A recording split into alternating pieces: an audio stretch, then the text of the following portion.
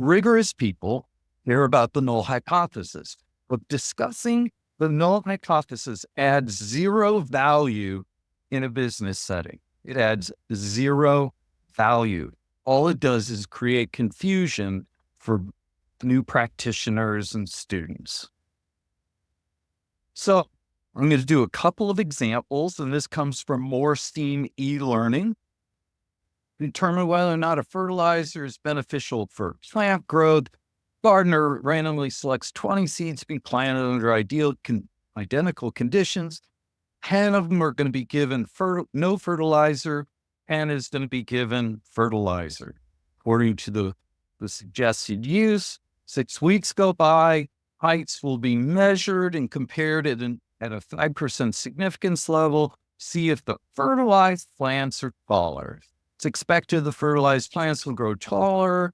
Assume normality is a reasonable assumption. And this looks very much like a typical academic example. I'm going to talk about why it's all academic and not business.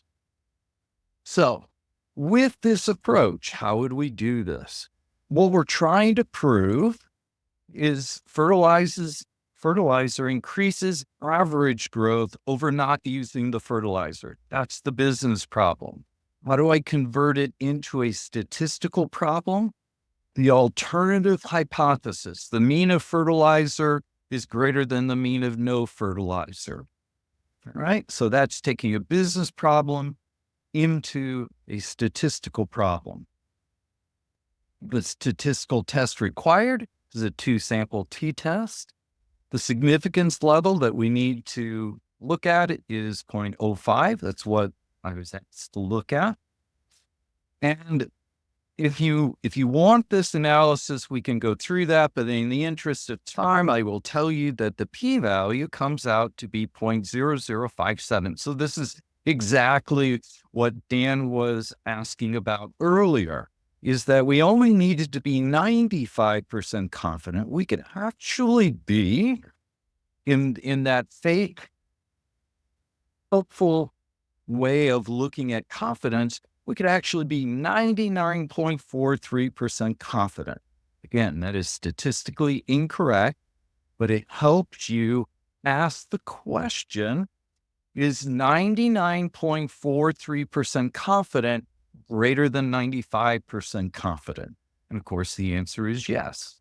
So therefore, we're going to use that statement of we are 95% confident that fertilizer increases mean growth over no fertilizer.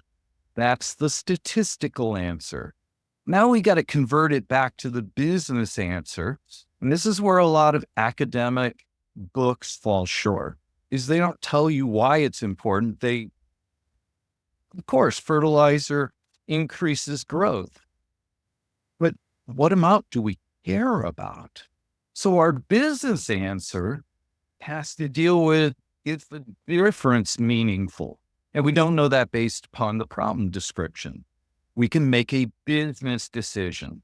So we know that there is a difference. It's a statistical difference. Is it practically significant because of the total cost of ownership of fertilizer, application, all of that? And so one of the things that I find with a lot of students is that they don't connect what that statistical answer means from an economic perspective.